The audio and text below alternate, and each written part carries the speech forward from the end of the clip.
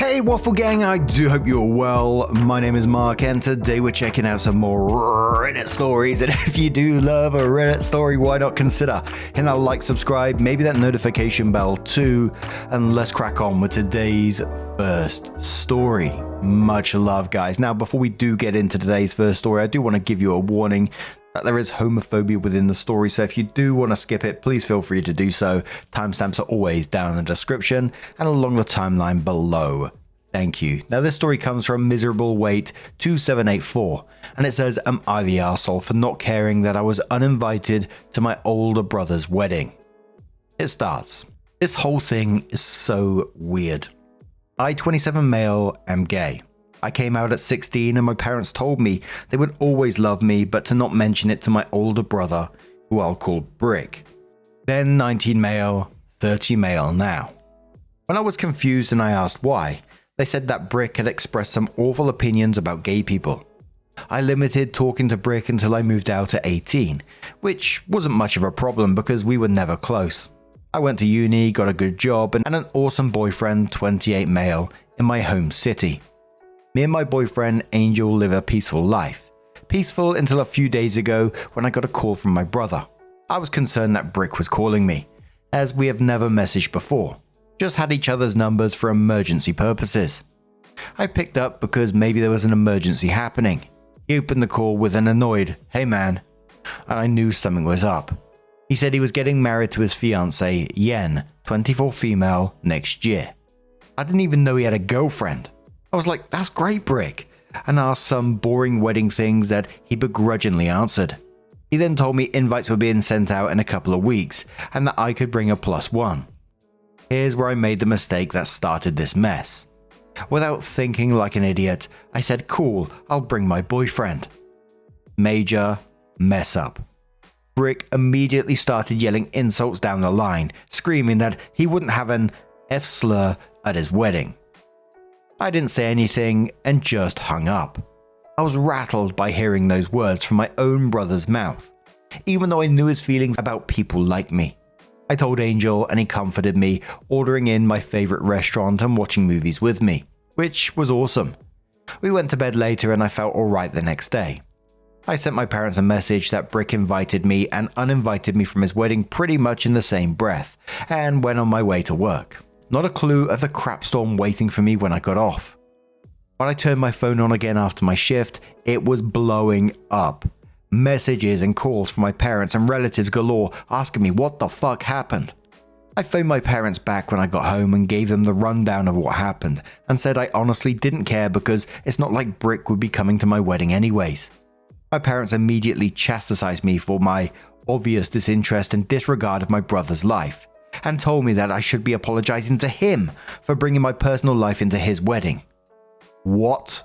I basically told my parents to screw off and have been getting bombarded with messages from relatives to apologize to my brother and get my invite reinstated, and apologize to my parents for disrespecting them. But I really don't want to. Angel's reassuring me that I did nothing wrong, but it's still nagging me. Am I the arsehole? A relevant comment asked OP. They said, "Why did your brother sound annoyed at the beginning of the call? Did he already know, or was he being forced to invite you by your parents? Seems weird."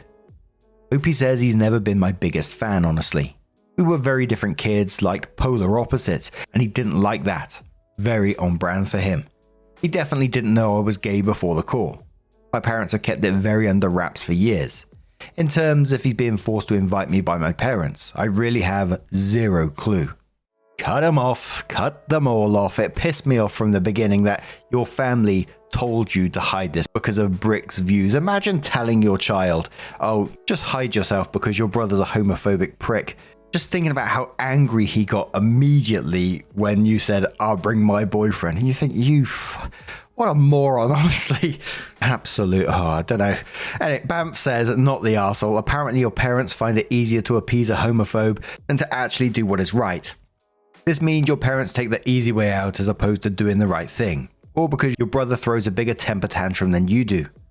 What they should be doing in this situation, if they truly loved and supported you, is that they would be yelling at your brother instead for what he said to you." Maximum Swan says, "You're supposed to apologize to your brother and get your invite reinstated. Are you supposed to stop being gay as well? Because that is your brother's problem. Block the lot of them until this dies down. Unless a miracle occurs and your brother turns his thinking around, you'll have to accept that he is now completely out of your life. It'd be nice though if your parents realized that you were the innocent one here. I really wouldn't be in the hope that he's going to change his tune anytime soon. I mean, your parents told you not to tell him, was it 11 years ago? And he hasn't changed. But Lemon Charlie says not the arsehole. If he's a homophobe and the family condone his homophobia, they're enabling it. And the wedding will have a homophobic attitude. Your parents warned you about Brick, which proves sadly true since the moment he realized he went straight to the slurs. Even if you did apologize, then you know you'll be in for abuse at the wedding if Brick ever accepts it. Angel is right, and the only one treating you best. Tell your family you won't be the punching bag for Brick's hate. Low Balance quotes the bit where it says, Angel was comforting OP and says, this is how you do relationships. I know it's not the point of your post, but hang on to Angel. This guy's a keeper. Anyway, not the arsehole. You didn't bring your personal life into Brick's wedding. You mentioned your +1. I would tell anyone that aren't your parents or Brick that this doesn't concern them and ask why they are involving themselves in this. And please don't apologize for anything to your parents or Brick. You've done absolutely nothing wrong. OP comes in with her update and says, you all have really opened my eyes on a lot of issues in my family. I apologize for only replying to a few comments. There's just so many of you. Big shout out to all the people who gave compliments to Angel. I showed him the post last night and he thanked you all. I've been showing him lots of love because he really is an angel. All the people calling this fake, AI, cliche and whatnot, I hate to break it to you all, but this is just my life. It sounds cliche because this sort of thing is all too real thing that happens to many people in the community. Just move along if you want to say that stuff because you're honestly just wasting your time. One of two things I would also like to address is people questioning me about thinking I could possibly be the arsehole in this situation. And all I can say is that when you've had a mass of people telling you that you're wrong for what you did, it's hard to not maybe believe them just a little bit, no matter how absurd it is. Second thing, for people wondering how no one in the family knew I was gay. I really was never/am not close with my extended family, as they all live in different provinces, and my immediate family never travelled. We really just send each other holiday and birthday messages and have brief conversations whenever those are sent. I just never had the urge to come out to them. Anyways, on to the update. I decided I didn't want to let this sit for any longer. I took a day off work and I added my parents, Brick, and all the family that messaged and called me into one big group chat, per one advice I saw there. I laid out everything that went down to them, in case they were told a different story by my parents and brother. I told them that I was going no contact with my parents and Brick no matter what, and if they didn't apologize and realize what they did wrong, or I'd cut them off too. I turned my phone off and continued on without it for the rest of the day. Once I turned my phone on again, I had lots of messages from them. My parents were outraged and Brick said nothing. Some of my extended family apologized and told me that my parents just told them I was mean to Brick about some of his wedding plan choices, which got me uninvited. Still trying to wrap my head around how stupid that is. Seriously think my parents might be Neanderthals. Anyways, the real story made others even more angry and more insistent that I apologize, and they were promptly blocked. I didn't answer any of my parents' texts and calls, and blocked. I feel like I have a weight off my shoulders. I'm not concerned about my parents showing up at our apartment, as they moved away from my city last year. Me and Angel were planning a lovely trip, per advice of a lot of people that we thought was great, to France to visit his family during when the visit will be taking place, which I'm very excited for. I've heard nothing but good things about them. This will most likely be my only update on this post, and I thank you all for your support. Absolutely good on OP for this situation. I can't believe some people were still getting in contact with OP to berate them after OP revealed the truth.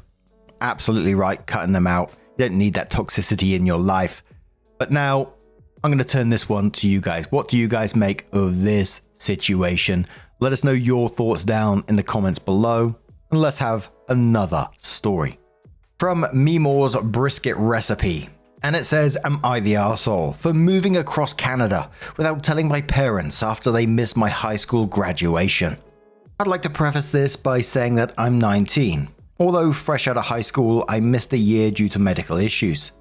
I, 19 female, recently graduated high school, and my parents missed the ceremony in favor of my little brother's James, 12 male, championship game. Their defense was that he had tried so hard to make the team, and it wouldn't be fair to him if they weren't there to help support. They told me that since I'd already graduated, I didn't have to worry about losing my diploma the way my brother could lose the game. Spoiler, he was benched the whole game and his team lost 4-2. My parents have always missed my milestones in place of my brother's less significant achievements. For example, they missed my Sweet 16 party in place of his end-of-year concert. Besides the fact that my parents forget I exist 99% of the time, and I've been working a job and saving since I was 13.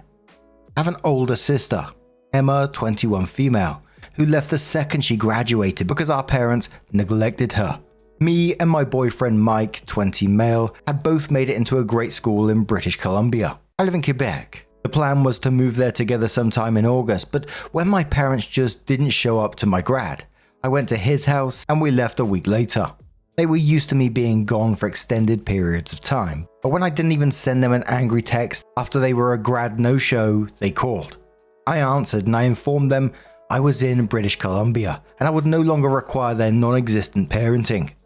Since then, I've been bombarded by family on both sides and I've been ignoring all of them. Until I got one from my mum apologizing and asking to meet up on Zoom or FaceTime. Mike says it won't be different from the other times. But what if it is? Most of my family has been attacking me using some not so socially acceptable words, which makes me wonder, am I the arsehole? And I probably realized that I've just said Quebec wrong. I think I said Quebec, but Google's telling me Quebec. Like, is that right? You have to let me know on that one. And we've seen a lot of golden child stories on these subreddits.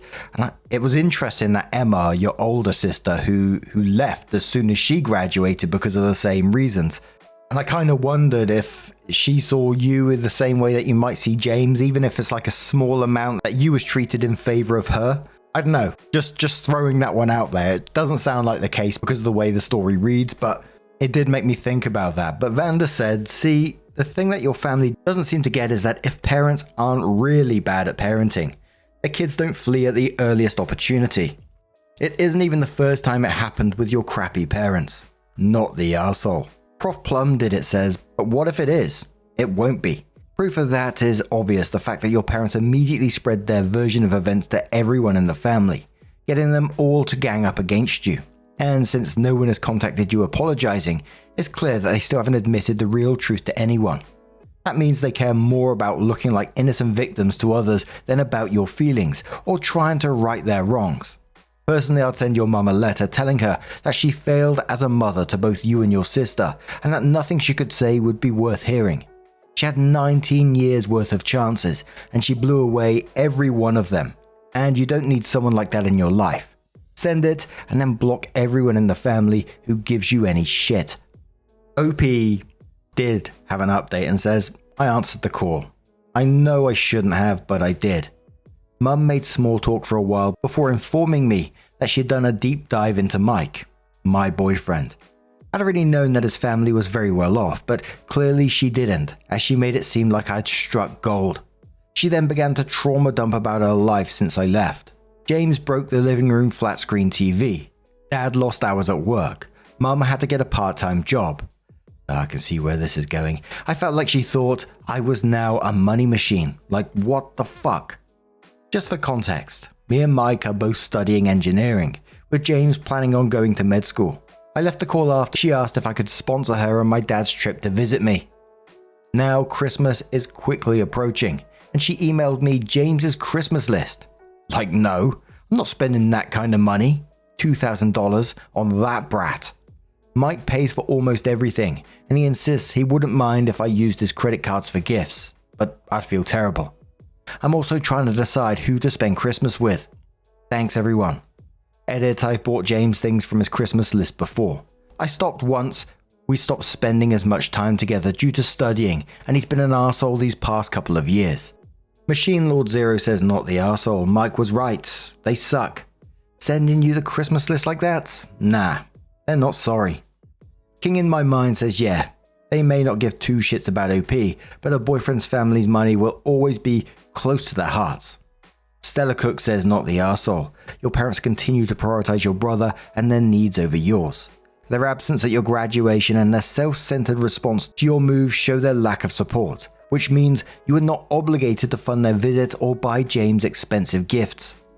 Curious One says, "Welp, you've been upgraded from ignorable annoyance to family at the moment. Still not the arsehole. Let us know if James sends you a gift."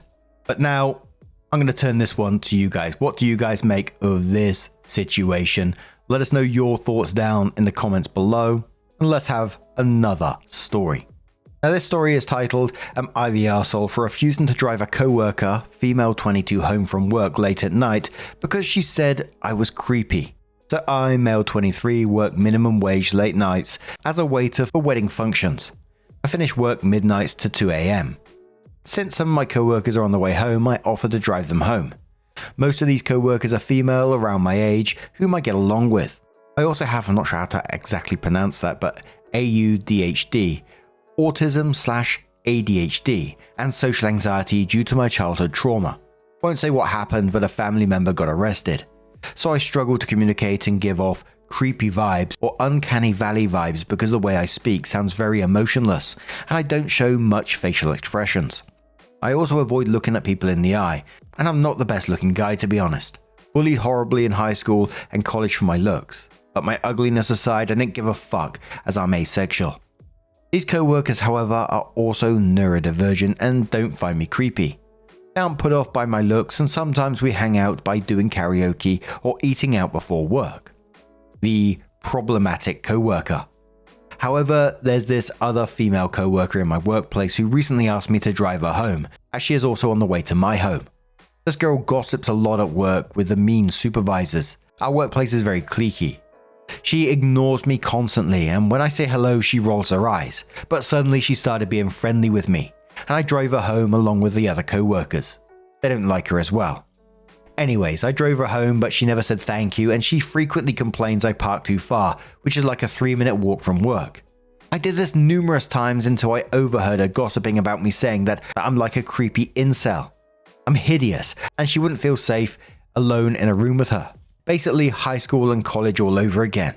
Despite this, she still asks me to drive her home and pretends to be nice to me. Sure, keep asking me to drive you home, even though you say I'm creepy and dangerous.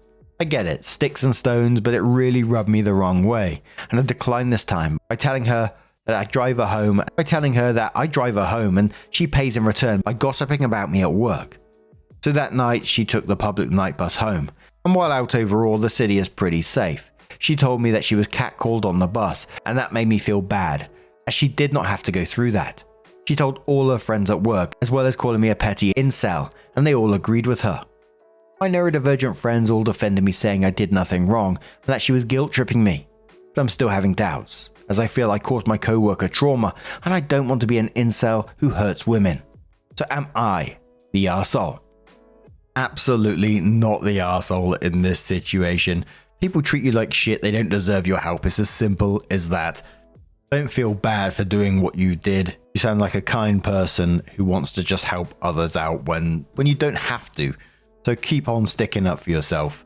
But Plus Agent says, "Sorry you went through this, not the arsehole. You're very kind and you were trying to do something nice for someone who didn't deserve it. This co-worker is just taking advantage of your generosity while actively bad-mouthing you behind your back. Actually pissing me off. Her being catcalled is not your fault in any way, and it's only the faults of people who actually catcalled her. You're not an incel, and you should just ignore what she and all her friends are saying about you. Actually crazy how some people can't even show basic respect to others." Drad says not the arsehole. She said she wouldn't feel safe with you, so you did her a favor of not being in the car with her. Look, we can't just say whatever we want about people and still expect them to do us favors. If she really hates public transport so much, talking shit about the guy who gives people rides is especially stupid of her. But it doesn't obligate you to act as a personal chauffeur and doormat. She can ask a friend for help, she can pay for a car, she can get a job that doesn't take her home at 2 a.m. She can figure something out. That's her business. You don't owe her jack. Earlier she says you are not the arsehole. She is. She is gossiping behind your back, saying nasty things and now trying to guilt trip you when she had to take the public transport home. If she doesn't like to travel by bus, she can buy her own car. Please don't feel guilty at all. You did nothing wrong. More than that, you maybe even dodged the bullet. What if she spread rumors that you did something to her while alone in your car? I would ignore her.